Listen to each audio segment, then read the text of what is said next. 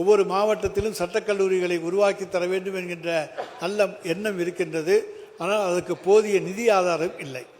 மாண்புமிகு பேரவைத் தலைவர்களே, புதுக்கோட்டை மாவட்டத்தை முத்தமிழறிஞர் டாக்டர் கலைஞர் அவர்களின் ஆட்சி காலத்தில் தனி மாவட்டமாக அறிவித்த முத்தமிழறிஞர் டாக்டர் கலைஞர் அவர்களின் பெயரில் புதுக்கோட்டையில் மகளிர் கலை மற்றும் அறிவியல் கல்லூரி செயல்பட்டு வருவதைப் போல முன்னாள் முதல்வர் டாக்டர் கலைஞருக்கு மேலும் புகழை சேர்க்கும் வகையில் புதுக்கோட்டை மாவட்ட மக்களின் நீண்ட நாள் கோரிக்கையான சட்டக்கல்லூரி அமைக்க மாண்பு முதல்வர்களின் ஒப்புதலை பெற்று நடப்பு நிதியாண்டில் நிதி ஒதுக்கீடு செய்து சட்டக்கல்லூரி அமைத்து தர எனது மாவட்ட மாண்புமிகு சட்டத்துறை அமைச்சர்களை முன்வருவாரா என்று மாண்புமிகு பேரவைத் தலைவர் வாயிலாக கேட்டுக்கொள்கின்றேன். மாண்புமிகு அமைச்சர் அவர்கள்.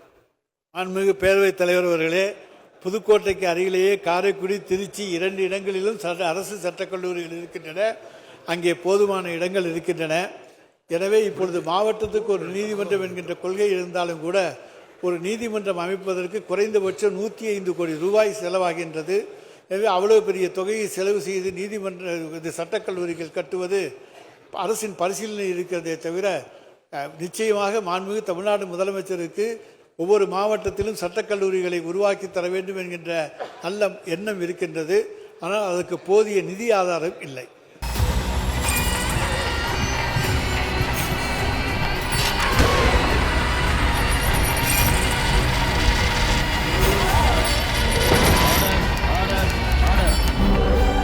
நிகழ்தகவு குற்றங்களின் மறுபரிமாணம் நாள்தோறும் இரவு 10 மணிக்கு இணைந்திருங்கள் நமது நியூஸ் தமிழ் தொலைக்காட்சியோடு.